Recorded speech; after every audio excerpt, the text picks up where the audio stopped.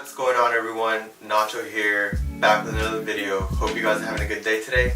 Today I am joined by a very special guest, Rizu. Say what's up to the people out there. Hi. Yeah. So today we wanted to make a very informative video on how much does it cost to live in Japan. There's a lot of people that ask that question, to her especially. So today we just wanted to clear that up. So the first thing I'm gonna ask Rizu is, what do you do in Japan? What's your job? I'm an English teacher. Okay, why did you choose that job? Because it was one of the easiest to get here. To get to work in Japan? Mm-hmm. Alright, cool. So that's pretty cool, right? And so let's talk about your income if you don't mind. Okay, well my income is public information anyways, because if you Google it, it comes out. Mm-hmm. But English teachers here make 230,000 yen, which in US dollars is $2,080 a month. Okay, so is that what you're bringing home every month, or is there like deductions involved? Well, one more thing is, well, specifically for my company, they pay my transportation. So if I work for a whole month, so 20 days, that's gonna be like $80. Okay, so that's just what I make from my pay and my transportation. So they reimburse you for your commute to work, pretty much. But that's not my actual pay because I have a lot of things that get deducted before I get that money. Before you get your final check, right? Okay. And those are? Health insurance, which is $110. Everyone who works here has to pay into a pension. So that's the most expensive, is $197. We pay employment insurance, which is like $7, and then income tax, which is $41. So after that's taken out, then I actually get paid $1,800 a month. So that's what you're bringing home, right? Yeah. Okay, that's still pretty good. That's like $450 a week, because but we get paid monthly. Okay, so you would say that's well more than enough to live in Japan, right? I mean, you're doing it right. Okay. So what are your, I guess, your monthly expenses? Okay, so the biggest one is rent, which rent actually gets taken out of my paycheck. Ooh, convenient. So, well, yeah, I guess. So my rent is $423 US dollars, and then I guess my next biggest one is food, which this is groceries, eating out, and school lunch. So I eat lunch at school, and that's not free. That's like $2 a day. So in total, my food every month is like $200. Oh wow, that's pretty good. And then my overall bills, gas, electricity, water, is like $80, and that's it. And then I don't have a phone bill. Alright, so you mentioned that your groceries is about $200 a month. Yeah. But that's just more like, because your diet consists more of like, it's more vegetarian and stuff, right? Yeah, like, well, here I don't cook meat at home. Like, I just eat vegetables and rice and stuff, and I eat meat at school and school lunch. Yeah. And on the weekends, sometimes I'll go out to eat or something, or like that. So. Okay, so for like somebody that wants to like make, I guess like either like American food or food from where they're from, typically stuff that's not from Japan, it's going to be a little bit more expensive, right? Yeah. Okay. I mean, well, it's imported. It's not food from here, so anything American is going to be more expensive.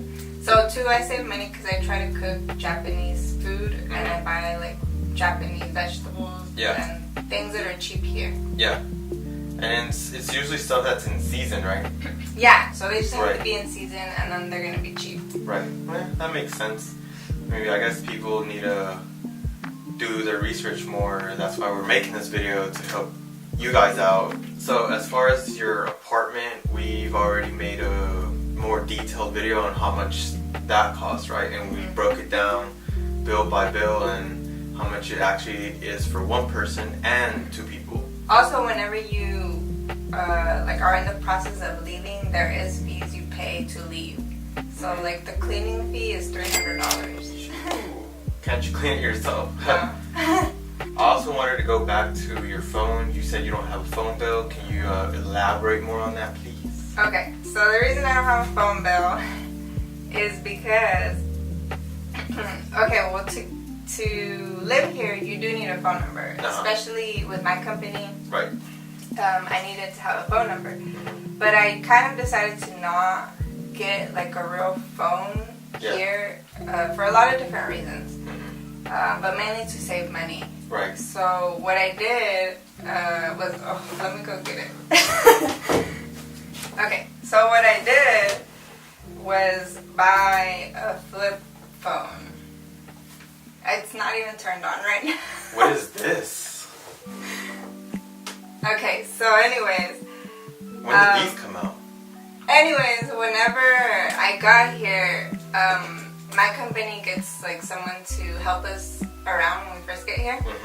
So he helped me buy this flip phone, activate it, buy a charger for it, and add minutes to it. Yeah. So with all of that, and then getting minutes for it, I only spent $122, and that's with 3 months of having minutes on it. So I don't even think I ever really used it.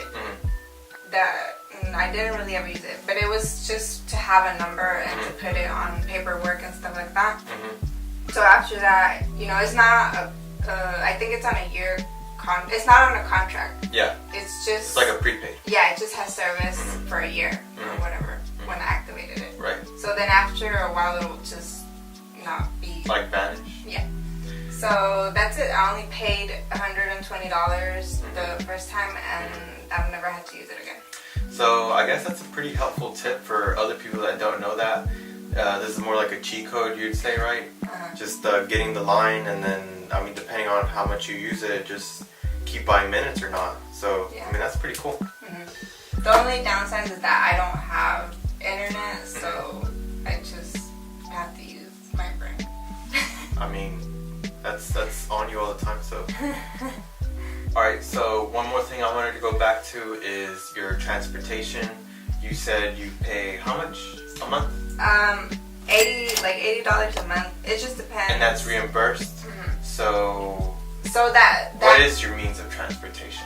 So I take a bus to school, but it's different for different people. Some can take trains, some have a car, so I don't know really how that is. Just depending on your route, right? Yeah, it depends how far you live from your school.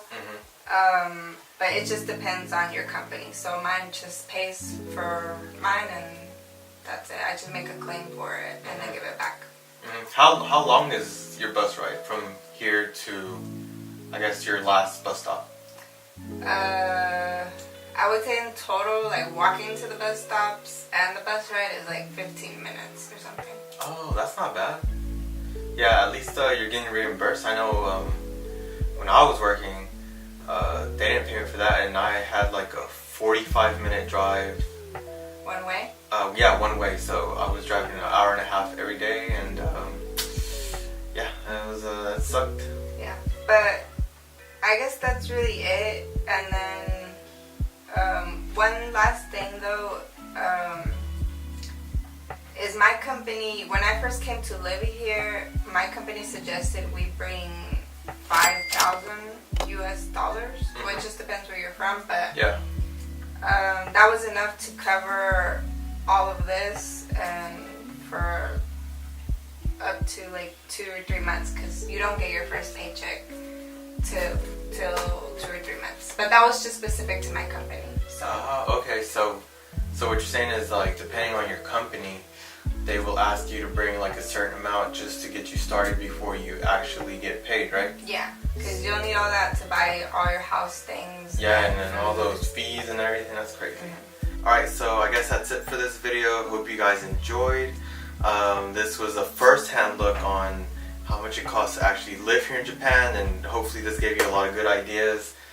This is straight from Rizu, and she's a very credible person, so thank you for coming again on your day off. I work today. Oh, okay. So thank you for coming again, and make sure to subscribe if you thought this was very informative, and make sure to follow me on Instagram too at Nacho Travel, and hope to see you guys soon. Peace.